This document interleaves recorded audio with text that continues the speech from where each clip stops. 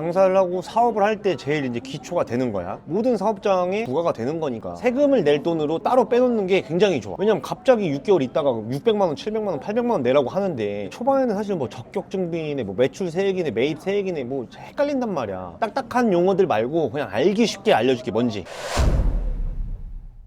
부가가치세가 왜 중요한 거예요? 부가가치세를 왜 알아야 되냐면 장사를 하고 사업을 할 때 제일 이제 기초가 되는 거야. 왜냐면 모든 사업장에 부가가 되는 거니까 면세 사업자만 제외하고. 그리고 이거 부가가치세를 모르게 되면 뭐 우리가 뭐 매입 계산서나 이런 것도 제대로 안 받으니까 세금 폭탄을 맞을 수 있겠지. 더군다나 추가적으로 그런 걸 제대로 일단 부가세도 제대로 매입 자료를 안 만들었어. 이러면 종합소득세도 비용 처리되는 게 없으니까 완전 세금 폭탄을 맞는 거야. 그래서 이 부가가치세에 대해서 정확하게 알고 있어야 된다. 이제 곧 세금 시즌이니까 내가 그냥 어렵게 말고 그냥 알기 쉽게 일단 이 영상은 기초 그냥 아예 기초반으로 만들고 2탄에서는 좀 심화 과정으로 알려드리고 1탄에서는 그냥 완전 알기 쉽게 알려줄 테니까 구독과 알람 설정 해야겠지. 자, 이제 부가가치세가 무엇인가 라고 보면은 소비자가 사업자에게 지급한 금액에서 사업자가 발생시킨 부가가치 부분을 뺀 나머지 금액에 대한 부분이야. 그러니까 말이 헷갈리지? 딱딱한 용어들 말고 그냥 알기 쉽게 알려줄게. 뭔지. 그러니까 부가가치세라는 거는 단일세율이 그냥 10%야. 10%. 자, 예를 들면 11,000원짜리 아이템을 팔았어. 그럼 여기에 11,000원에 나누기 1.1을 하면, 그러니까 왜냐면 11,000원이 부가세를 합한 금액이기 때문에 나누기 1.1을 하는 거야. 그러면 10,000원이 우리 판매 대금인 거고 1,000원이 부가세가 되는 거야. 쉽지. 그냥 이게 끝이야. 부가가치세는 더 이상 얘기할 거 없어. 그냥 이게 끝. 자, 우리가 장사를 하다 보면 뭐 공산품들도 있을 거고 월세도 있을 거고 이런 것들에 대한 부가세가 또 다 붙거든. 그럼 그 부가세를 빼는 거야. 그럼 예를 들면 우리가 진짜 월세가 110만 원이라고 치면 이것도 나누기 1.1을 하면 10만 원이 부가세가 나오는 거야. 그럼 그 금액을 빼준다는 거지. 한마디로 얘기하면 매출세액에서 매입세액을 빼면 그게 부가세라는 거야.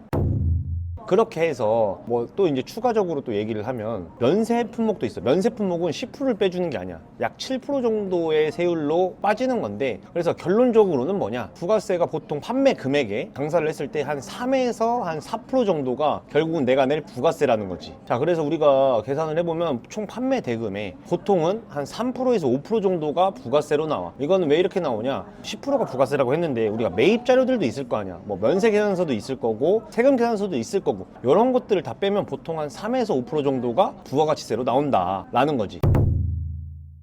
또 계산하려면 어렵잖아. 그냥 한마디로 얘기할게. 내가 예를 들어 한 3천만 원을 매출을 내는 매장이야. 그러면 한 3에서 5% 정도 구간이 보통 우리 부가세가 나오거든. 부가세 신고를 해보면 내가 지금까지 장사를 해보니까 그 정도가 나오더라고. 월에 3천을 파는 매장이라고 하면 한 60에서 한 150만 원 정도는 우리가 세금으로 나갈 돈이다 라고 인지를 하고 있어야 된다는 거야. 그래서 장사를 할 때는 우리가 3천을 팔았어도 한 달에 그래도 최소 한 100만 원 정도씩은 세금을 낼 돈으로 따로 빼놓는 게 굉장히 좋아. 왜냐면 갑자기 6개월 있다가 600만 원, 700만 원, 800만 원 내라고 하는데 그 돈을 낼 수 있냐고. 그래서 그 돈 항상 따로 통장을 마련해서 빼놨으면 좋겠다.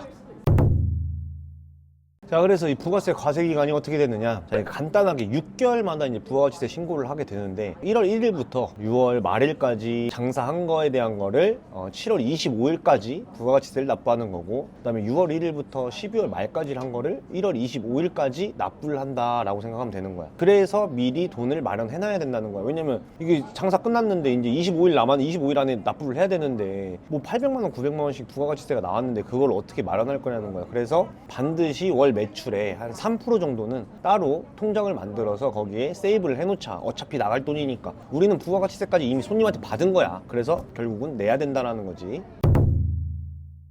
그리고 이제 이 사업자의 종류가 좀 여러 가지가 있어. 우리 국가에서 이제 소규모, 완전 소규모로 하는 영세 사업자들에 한해서는 세금 부담을 좀 완화하기 위해서 사업자 유형을 나눠놨어. 자, 뭐냐? 간이 사업자, 일반 사업자, 면세 사업자, 법인 사업자는 이 추후에 다루고, 우리는 일반적인 자영업에 대한 얘기를 하니까 일단은 대표적인 두 개부터 얘기를 해볼게. 일단 첫 번째로 알고 가야 될 게 간이 과세자라는 게 있는데, 이거는 연 매출 8천만 원 미만을 우리는 간이 과세자라고 불러. 나라에서 정해준 해준 거지. 8천만 원을 넘어가게 되면 어차피 1년 뒤에 일반 과세자로 그냥 자동 전환이 돼. 근데 그 전까지 간이 과세자를 쓸 수 있다는 거지. 그러니까 이 간이 과세자는 뭐냐? 이거는 굉장히 세율이 낮아.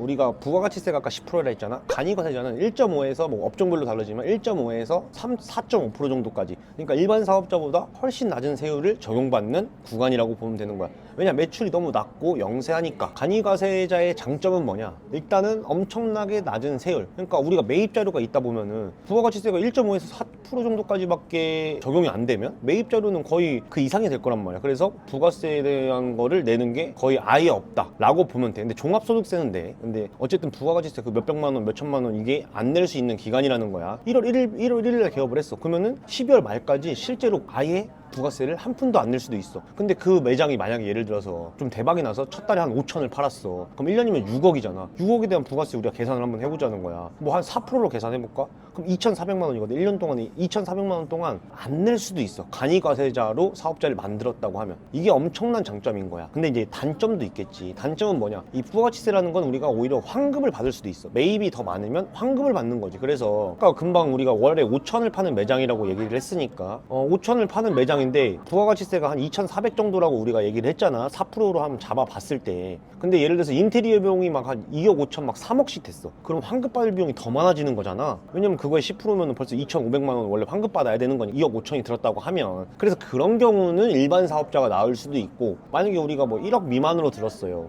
그러면 간이과세자가 당연히 유리한 거지. 그래서 그런 거를 잘 따져보고 내가 처음에 간이과세자로 할 건지 일반 과세자로 할 건지를 선택을 해야 된다는 거야. 자, 그래서 이제 그 간이과세자의 장단점에 대해서 얘기해줬고, 자, 그럼 일반 과세자는 좋지 않느냐? 그건 절대 아니지. 금방 내가 말했잖아. 예를 들면 월에 한 5천을 파는 매장이라고 했을 때 인테리어 비용이나 뭐 기타 설비라든지 뭐 주방 기물이라든지 이런 걸 다 토탈로 했을 때 뭐 한 3, 4억 들어가는 공사를 한 큰 대형 매장이야. 이런 경우는 당연히 일반 과세자가 유리하겠지. 왜냐면 환급 받을 돈이 더 많아지니까. 이제 정리를 하면 간이과세자는 부가세 세율이 낮은 대신에 환급을 못 받는다. 일반 과세자는 부가세가 10% 그냥 그대로 내는 건데 환급을 전부 다 받을 수 있다. 요 차이가 있다고 보면 돼.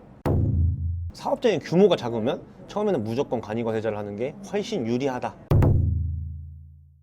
이 부가가치세가 이제 어느 정도 설명을 해줬고, 보통 세율적으로 보면 일반 과세자 기준으로는 한 3에서 5% 구간으로 결국은 매출액 대비해서 나와. 그러니까 이거 6개월에 아까 한 번씩 나온다고 했잖아. 그래서 이 돈을 미리미리 만들어 놔야 한다는 거야. 그래서 우리가 3천만 원을 팔았어. 그러면 최소한 100만 원 정도는 따로 부가세 통장을 만들어서 빼놔야 된다는 거지. 그래야 6개월 있다가 뭐 한 600만 원, 700만 원 나왔을 때 그 돈을 낼 수 있다는 거야. 왜냐면 목돈이 한 번에 나가는 거니까. 절세 팁 같은 경우 기본적인 것만 일단 얘기하는 거니까, 초반에는 사실 뭐 적격증빙이네, 뭐 매출 세액이네, 매입 세액이네, 뭐 헷갈린단 말이야. 그러니까 뭐만 하면 되냐면, 아까 내가 말했잖아. 매출 세액에서 매입 세액을 뺀 금액을 부가세로 낸다. 그럼 뭐야? 결국은 매출은 그냥 정해져 있는 거고, 매입에 대한 부분만 잘 챙기면 되는 거야. 제일 중요한 거 뭐 우리 신용카드 쓸 거 아니야? 신용카드에 대한 거, 그다음 현금 영수증, 그다음에 종이 계산서. 뭐 요새 종이 계산서는 많이 없지만 종이 세금 계산서라든지 종이 계산서라든지 이런 걸 다 받아놔야 된다는 거지. 그냥 내가 내 돈 주고 뭔가를 결제를 했어, 이런 거에 대한 전부 증빙 자료들을 다 챙겨서 세무사한테 이렇게 카톡으로 다 보내놔. 아니면 사진만 찍어서 한 번에 보내든지, 그것만 그냥 다 챙기면 된다는 소리야, 한마디로. 카드를 쓰라고 했는데 웬만하면 사업자 카드를 하나 만들어서 그 국세청 홈택스 들어가면 내 사업자 카드를 등록하는 게 있어. 거기 그냥 카드 번호 쓰고 등록만 해놔. 그러면은 그거 따로 영수증 내가 챙길 필요가 없어요. 알아서 올라가, 국세청에. 그럼 얼마나 편하겠어. 그럼 나는 이제 내가 현금 주고 산 거, 그 다음에 뭐 계좌 이체를 했는데 종이세금 계산서 이런 거 있을 거 아니야? 이런 것만 받아놓으면 돼. 나머지 카드로 쓰는 건 어쨌든 국세청으로 알아서 올라가는 거니까. 그리고 이제 뭐 예를 들면 우리 핸드폰비라든지 뭐 수도세라든지 뭐 포스 렌탈비라든지 뭐 정수기 비용이라든지 이런 것들 그냥 카드 자동이체 해놔. 그러면 따로 내가 챙길 필요 없잖아. 알아서 카드에서 빠져나갔고, 카드에 더 국세청에서 다 알아서 신고가 된다니까. 그럼 뭐 딱히 챙길 거 없어. 사실 뭐 우리가 현금 주고 사는 게 뭐 얼마나 있어. 그것만 해놓으면 그게 절세 팁이다. 사실 생각보다 우리 자영업 하는 사장님들이 정부에서 주는 혜택 지원금 같은 것들을 많이 못 받아먹는 경우들이 있어. 청년 추가고용장려금이 뭐냐면 6개월에 한 300만 원에서 400만 원 정도씩을 나라에서 지원을 해주는 거야. 한 1년에 한 600에서 700만 원 정도의 비용을 나라에서 그냥 공짜로 줘, 사장님한테.